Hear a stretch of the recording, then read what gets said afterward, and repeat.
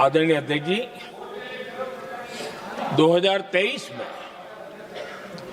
इस नए सदन में हमने सर्वसम्मति से एक प्रकार से इस अधिनियम को स्वीकार किया था।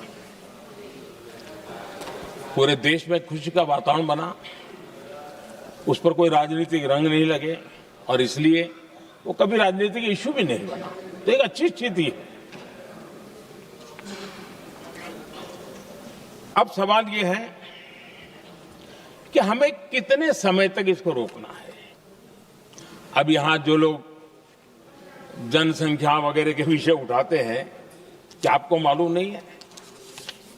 मैं चाहूंगा कि अमित भाई अपने भाषण में इन सारी चीजों का उल्लेख करेंगे, जब कि हमने जनगणना के संबंध में कब कब क्या क्या किया था, बाद में कोविड आया, उसके कारण क्या मुसीबत आई, कैसे रुकावटें आई, ये सारी बातें हम सबके सामने हैं, इसमें कोई विषय नहीं है।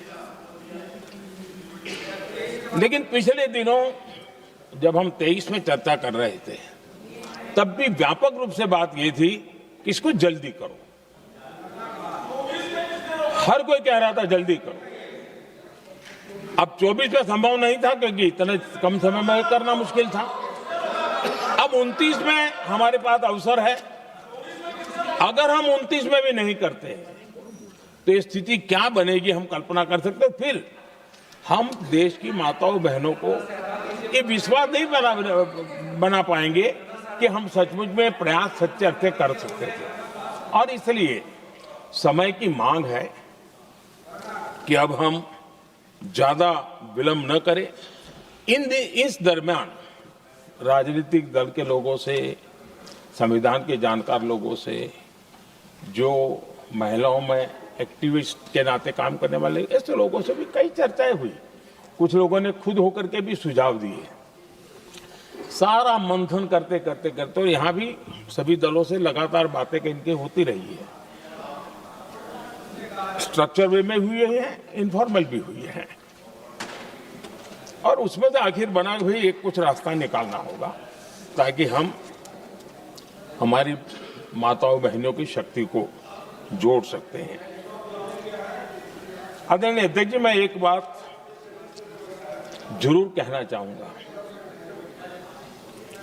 यहां बैठकर के हमें किसी को संविधान ने देश को टुकड़ों में सोचने का अधिकार ही नहीं दिया है। जो शपथ लेके हम बैठे हैं ना, हम सबको एक राष्ट्र के रूप में विचार करना हमारा दायित्व बना। चाहे कश्मीर हो या कन्याकुमारी, हम टुकड़ों में न सोच सकते हैं, न टुकड़ों में हम निर्णय कर सकते हैं। और इसलिए निराधार रूप में, जिसमें कोई सच्चाई नहीं, रत्ती भर सच्चाई नहीं है, सिर्फ राजनीतिक लाभ लेने के लिए जो बवंडर खड़ा किया जा रहा है, मैं आज बड़ी जिम्मेवारी के साथ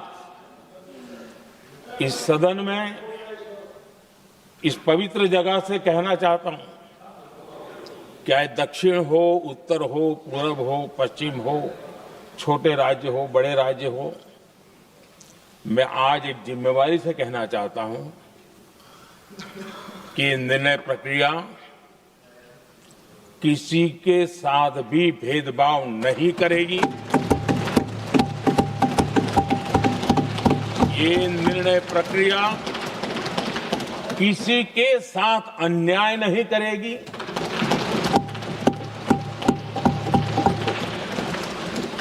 भूतकाल में जो सरकारें रही और जिनके कालखंड में जो परिसीमन हुआ और जो अनुपात उस समय से चला आ रहा है, उस अनुपात में भी कोई बदलाव नहीं होगा और वृद्धि भी उसी अनुपात में होगी।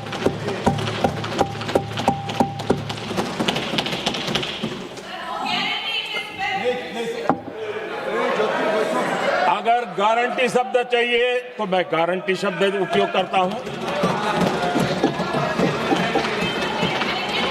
वादा की बात करते हो तो मैं वादा शब्द उपयोग करता हूं। अगर तमिल में कोई अच्छा शब्द हो तो वो भी मैं बोलने के लिए तैयार हूं,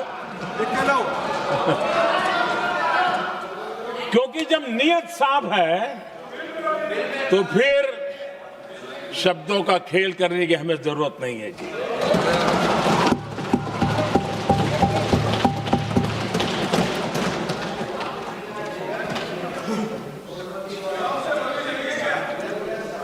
आदरणीय अध्यक्ष जी, मैं आज सदन के सभी साथियों को ये भी कहना चाहता हूं कि साथियों, हम भ्रम में न रहे,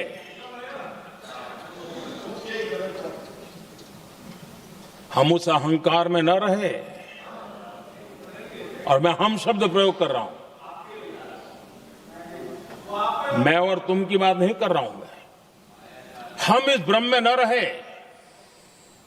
कि हम देश की नारी शक्ति को हम कुछ दे रहे हैं। जी नहीं, उसका हक है।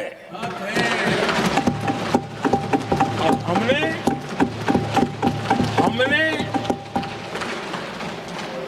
कई दशकों से उसको रोका हुआ है।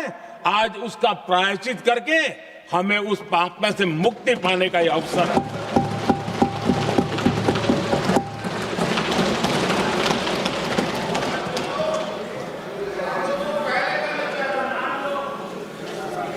हम सब जानते हैं हर एक ने कैसे चालाकी की, हर बार चतुराई की। बिल्कुल हम तो इसके पक्ष में ही हैं, लेकिन हम इसके साथ ही हैं, लेकिन हर बार कोई न कोई टेक्निकल पूंछ लगा दी इसको और इसको रोका गया। हर बार ऐसी चीजें लाई गई है। हिम्मत नहीं है कि हम 33% महिलाओं के आरक्षण का विरोध कर पाए। वो तो जमाना चला गया, आपको करना नहीं है, लेकिन कहने की हिम्मत भी नहीं है। और इसलिए टेक्निकल बहानेबाजी, ये करो तो ये, वो करो तो वो, डिगरा करो। अब देश की नारी को नहीं समझा पाओगे। सदन में नंबर का खेल क्या होता है वो तो समय तय करेगा, लेकिन ये पक्का है कि अब इन भांति भांति के बहानेबाजी, भांति भांति टेक्निकल मुद्दों के आधार पर चीजों को उलझा करके 3 दशक तक इसको अड़ंगे डाले, हमने फंसा के रखा। आपने जो अचीव करना था कर लिया, अब छोड़ दो ना भाई। 3 दशक कम पड़ते हैं क्या रोकने में? 3 दशक तक आपने रोका, फिर भी कुछ कर नहीं पाए, तो अब तो करो।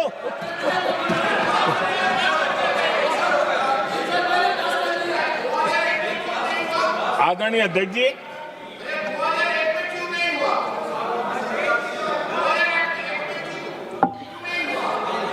यहां कुछ लोगों को लगता है, आदरणीय अध्यक्ष, यहां कुछ लोगों को लगता है कि इसमें कहीं न कहीं मोदी का राजनीतिक स्वार्थ है।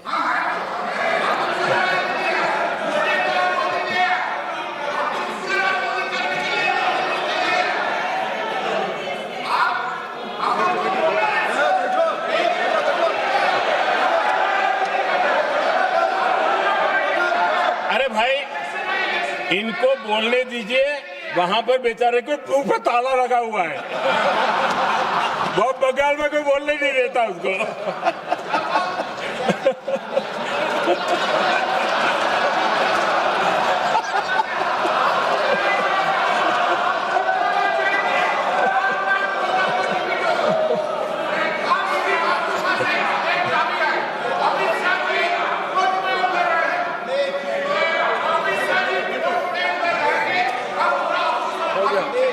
आदरणीय अध्यक्ष जी,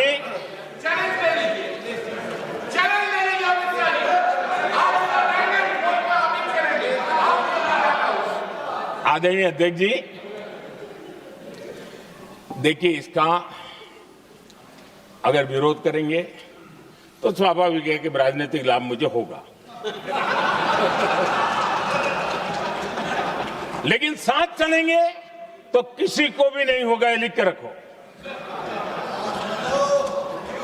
किसी को नहीं रहेगा, क्योंकि एक फिर अलग पहलू हो जाता है, फिर किसी को फायदा नहीं होता। और इसलिए हमें क्रेडिट नहीं चाहिए। जैसे ये पारित हो जाए, मैं कल एडवर्टाइजमेंट दे करके सबका धन्यवाद करने के लिए तैयार हूं, सबकी फोटो छपवाने के लिए तैयार हूं। क्रेडिट आप ले लो, चलो।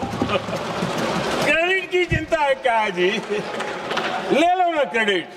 आपको जिसकी फोटो छपवानी है सरकारी खर्चे से हम करवा देंगे।